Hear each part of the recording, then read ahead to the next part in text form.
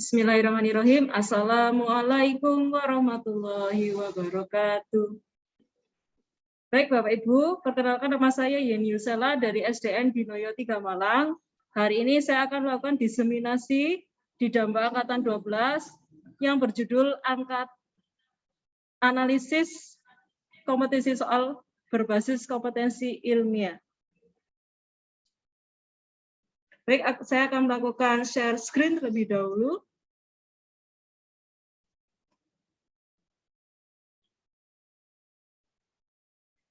Baik, Bapak Ibu sudah terlihat jelas nggih untuk share screen-nya. Bapak Ibu yang berbahagia, terima kasih sudah melakukan waktunya hari ini. Hari ini kita akan sharing ilmu, sharing pengalaman setelah saya mengikuti di Damba Angkatan 12 ini. Semoga ilmu yang kita nanti pelajari ini bisa bermanfaat. Amin amin ya rabbal alamin. Baik Bapak Ibu, untuk memanfaatkan waktu, marilah kita memulai saja, nggih. Jika nanti sekiranya presentasi saya terlalu cepat, silakan Bapak Ibu mengingatkan, dan silakan bila ada pertanyaan, nanti silakan bisa bertanya kepada saya. Baik Bapak Ibu, saya akan memulai. Judulnya adalah analisis dan pengembangan soal berbasis kompetensi ilmiah. Bapak Ibu, kita tahu bahwa kompetensi ilmiah ini sangat mendukung sekali kompetensi dari Kemendikbudristek tahun 2021, khususnya karena saat ini untuk siswa SD ada yang namanya asesmen nasional, dan untuk asesmen kompetensi minimum ini dilaksanakan mulai kelas 5 SD. Dan tahun ini kita sudah melaksanakan, jadi ini sangat relevan dan sangat terkait sekali. Apa itu literasi ilmiah dan kompetensi ilmiah? Mungkin Bapak Ibu sudah ada yang pernah mendengar ini sebelumnya. Nah, kompetensi ilmiah ini ada 4 jenis. Yang pertama adalah menjelaskan fenomena secara ilmiah. Siswa bisa mengenali, memaparkan, dan mengevaluasi hal-hal yang terkait fenomena alam. Untuk yang kedua yaitu kompetensi ilmiah dengan jenis mengevaluasi dan merancang penyelidikan ilmiah. Ini seperti halnya pendekatan keterampilan proses pada sains. Kemudian yang ketiga adalah menginterpretasi data dan bukti secara ilmiah, menganalisis dan mengevaluasi data, klaim, dan argumen dalam beragam bentuk representasi dan membuat kesimpulan ilmiah yang sangat tepat. Kemudian, Bapak Ibu, selanjutnya adalah kaidah penulisan dan kompetensi ilmiah dalam soal-soal IPA, khususnya di jenjang SD. Kompetensi ilmiah, nah ini kompetensi ilmiah dasar, dan apa itu kompetensi minimal? Seperti yang sudah saya sampaikan tadi, kompetensi ilmiah ini dijadikan kerangka pengembangan soal dalam penelitian, tetapi selaras dengan standar-standar kompetensi minimal yang digariskan oleh pemerintah melalui Permendikbud mengenai standar kompetensi lulusan dan standar kompetensi inti di bidang IPA. Lulusan dan standar kompetensi ini merupakan penguatan dan termasuk juga selaras dengan kompetensi minimum literasi teks informasi yang akan menjadi salah satu objek asesmen kompetensi minimum. Nah, ini sudah sesuai nggih. Karena kita tahu bahwa AKM sendiri itu ada 2 ya, literasi dan numerasi.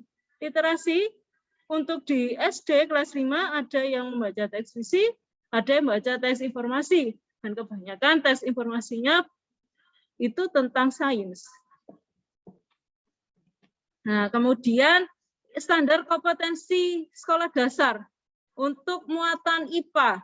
Yang pertama adalah dimensi pengetahuan, ini mencakup ilmu pengetahuan, teknologi, seni, dan budaya. Kemudian untuk dimensi keterampilan, nah ini mencakup kreatif, keterampilan berpikir kreatif, produktif, kritis, mandiri, kolaboratif, dan komunikatif. Kemudian untuk dimensi pengetahuan, kompetensi inti IPA-nya ini memahami pengetahuan faktual dengan cara mengamati dan menanya. Kemudian kompetensi minimum berbasis literasi teks informasi.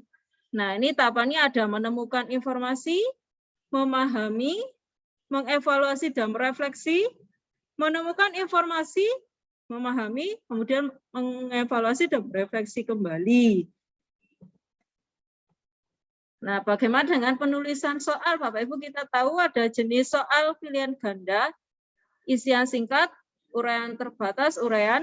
Nah, bagaimana menulis soal pilihan ganda? Ini tentu saja banyak sekali hal-hal yang perlu diperhatikan, terutama saat kita menulis soal yang hot, menguji keterampilan berpikir, high order thinking skill.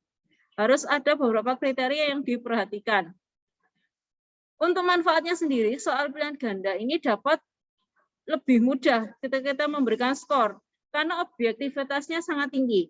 Kemudian bisa mengukur tingkat kognitif pengetahuan siswa dengan mudah, dan mencakup materi yang luas.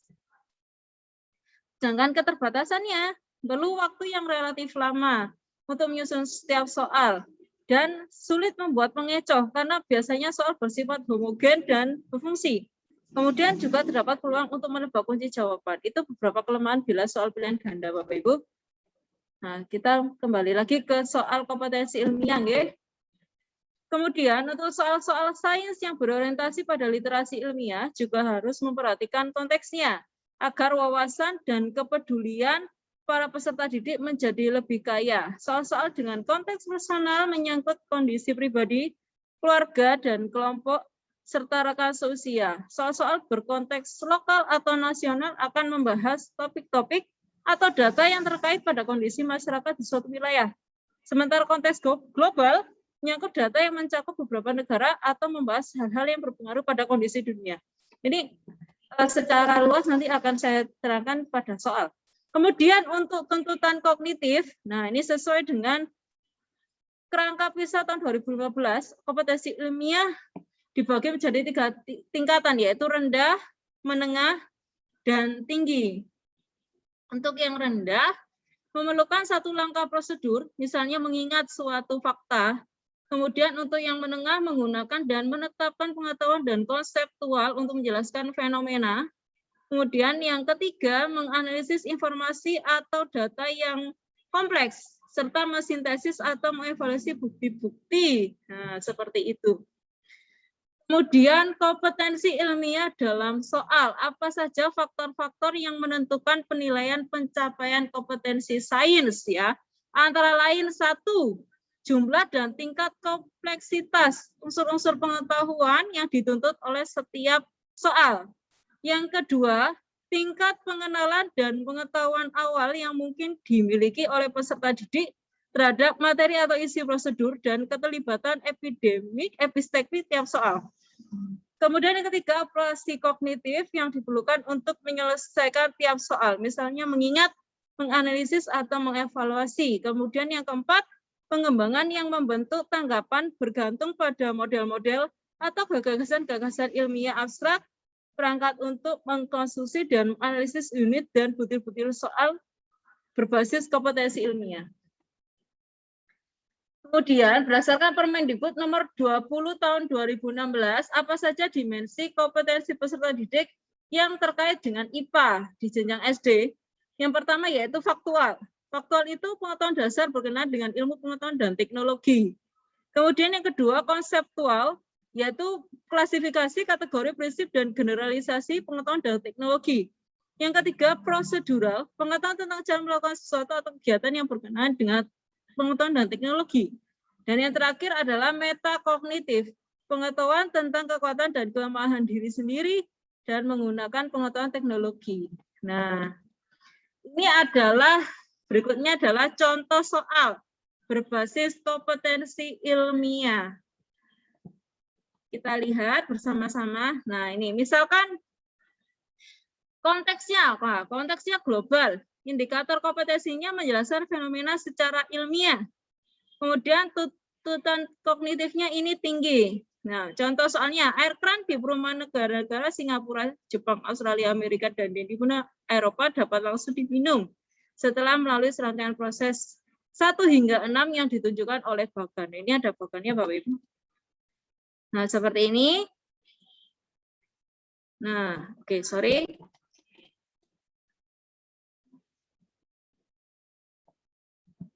Sekedap, ini tadi contoh soalnya. Nah, kemudian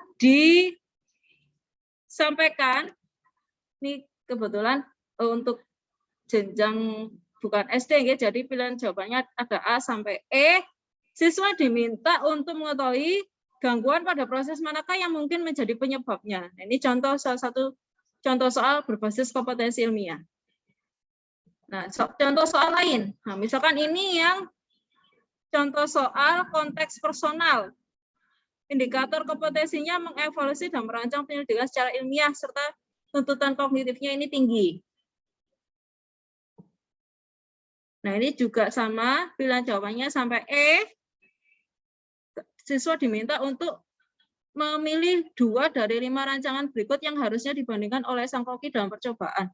Nah, ini juga bukan soal itu jenjang SD, ini hanya contoh soal kompetensi ilmiah saja, Bapak Ibu. Kemudian, ini soal dengan konteks global, indikatornya menginterpretasi data dan bukti secara ilmiah, tuntutan kognitifnya menengah. Nah, ini untuk siswa menengah. Pilihan jawabannya juga sampai E. Siswa diminta untuk menyimpulkan mana data dalam grafik tersebut yang sesuai. Nah, saat ini saya akan coba tunjukkan bagaimana kita mendesain soal-soal berbasis kompetensi ilmiah yang tingkat SD. Makanya saya sudah coba membuat, Bapak Ibu.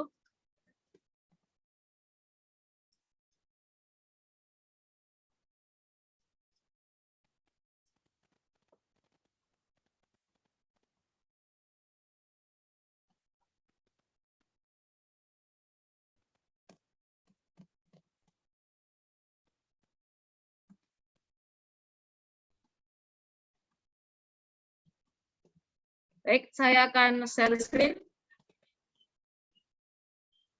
Untuk kisi-kisi penulisan soal, berbasis kompetensi ilmiah.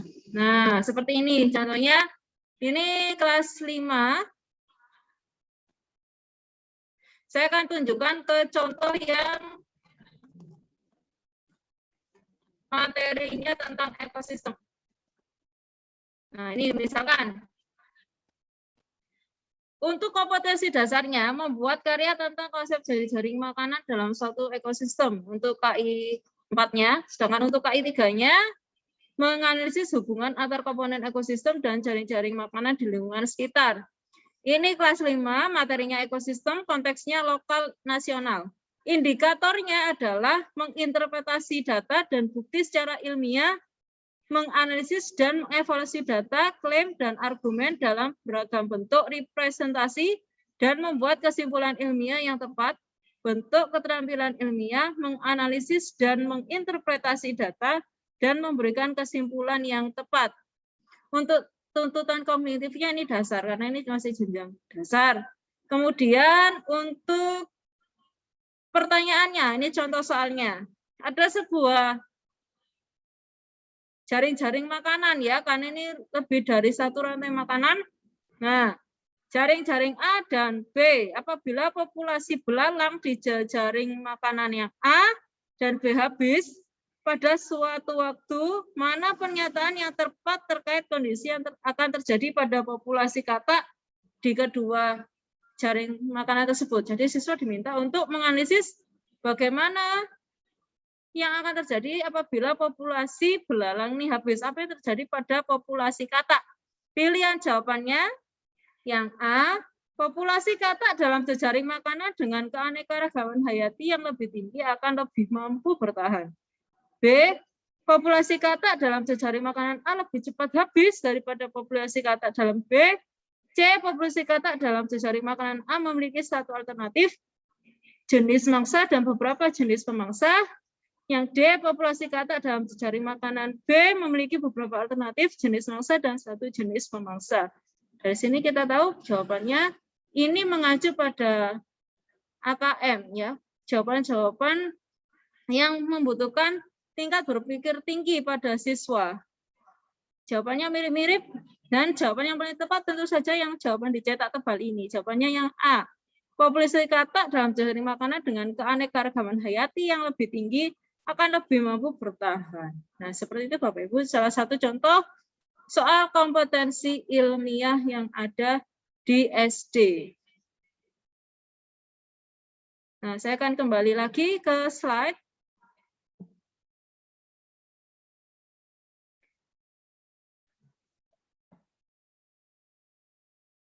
Dari contoh-contoh yang sudah dikemukakan tadi, Bapak Ibu bisa menyimpulkan ya, bahwasanya contoh soal kompetensi ilmiah ini tidak harus yang berupa teks panjang, ya. Jawabannya bisa berupa pernyataan atau kalimat singkat.